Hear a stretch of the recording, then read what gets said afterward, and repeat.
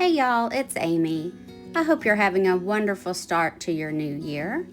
So today we're just playing. I'm sharing with you a piece that I made using paints that I already had mixed up, which seems to be the theme, but I don't want to let anything go to waste. So everything we're using today is paints that I've used in other paintings or custom colors that are created from my drips.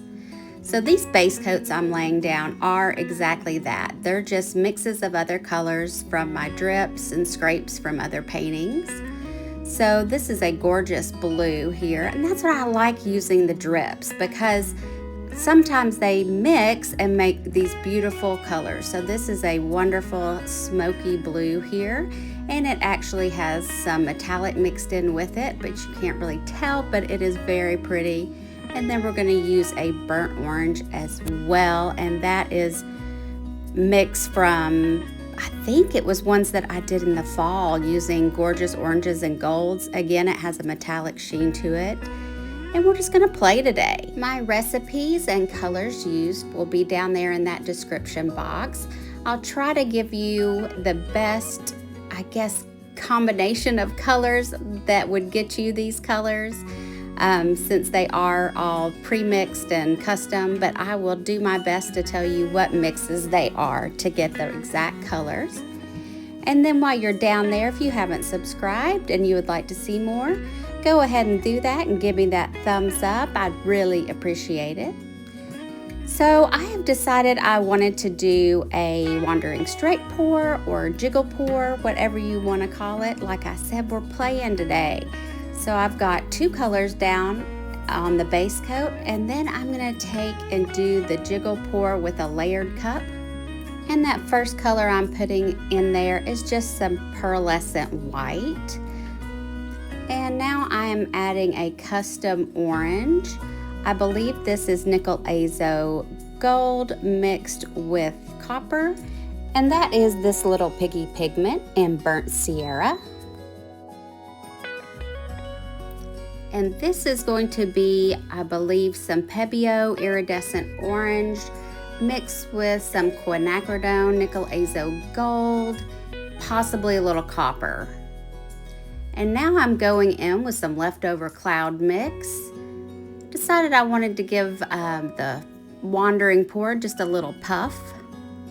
And back in with that first orange, the quinacridone nickel azo gold mixed with copper. A little more of that pearlescent white. I believe that's the Golden's pearlescent white. And now I'm going in with a smoky blue, and I believe that this is TLP Wild Atlantic. And this is another custom blend of probably Golden's Magnesium blue, some Liquitex blue gray, and back again with some of my cloud mix.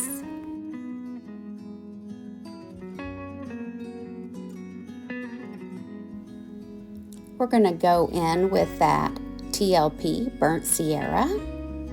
And I didn't catch that last color on camera, but I added some of that custom Magnesium blue Liquitex blue gray mix. And now we play.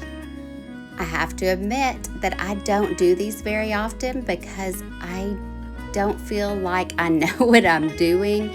I don't have the control I would normally like to have with it. So I am just going to pour atop of that seam of the two colors, and we'll just see what we get.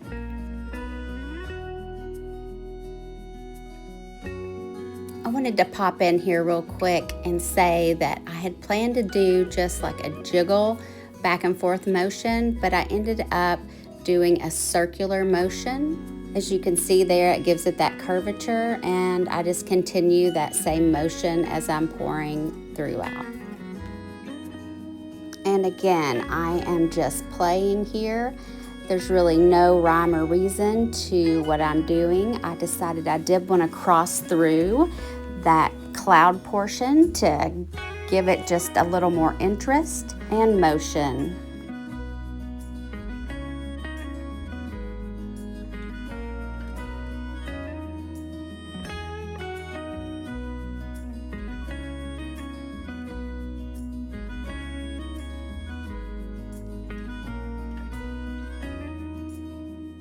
So now that my pour is complete, I don't want to immediately start stretching the design. I like for it to sit a second. I like for the paints to start to develop. I like for the chemical reactions to happen. I like for my cloud mix to start to puff. And so I don't want to rush this. So I'm just tidying up and I'm going to let this sit for a second, but I won't make you guys watch that. We'll use the magic of YouTube and just fast forward. Okay, now I feel like enough time has passed. I've got my clouds a little puffier there. And I'm not crazy about this wide blue edge that I've got there, so I'm just taking my straw and blowing some of my orange paint over that.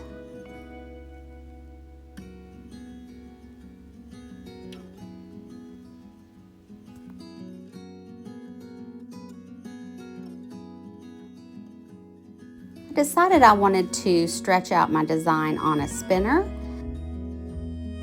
So I'm going to transfer it up to my old trusty spinner that I've been using forever, which is a cake spinner with large paint sticks attached to it.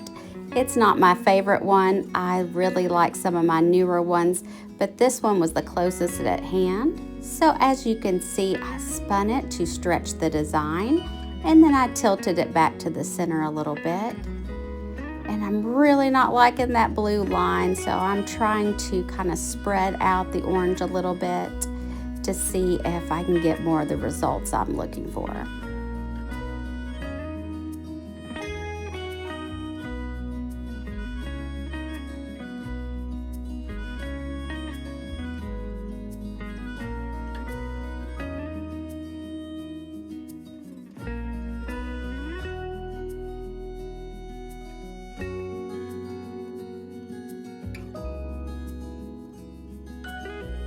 Okay, now you can see that design is really stretched out. Wow, I'm liking that. A lot of motion. The clouds puffed very nicely. And again, I'm going to fight with this edge some more, trying to use my straw. And you'll see in a minute, I kind of give up on that. But I wanted you guys to see the process, so I didn't want to cut that out.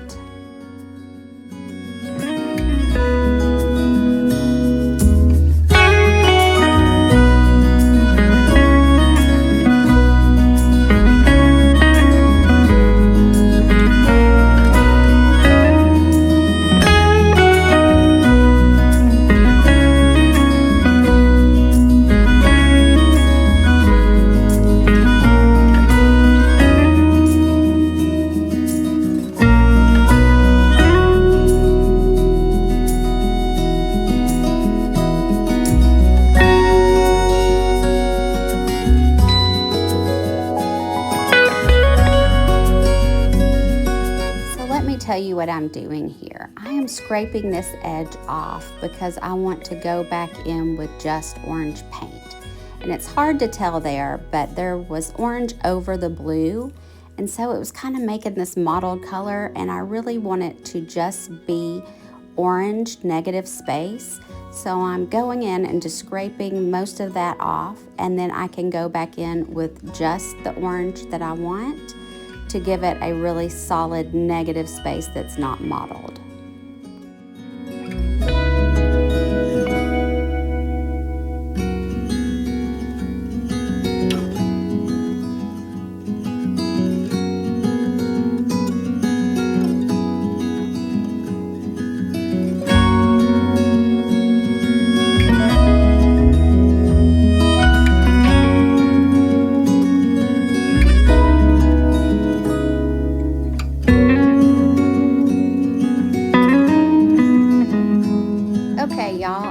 I'm gonna call it. I don't want to stretch my design anymore. I want to make sure that I leave the negative space in those corners. It's definitely interesting. It's not something I normally create, but today was just about playing and using up some leftover paints. Thanks so much for spending some time with me today, and hang on here for the dried results and some mock-ups at the end. See you next time, y'all.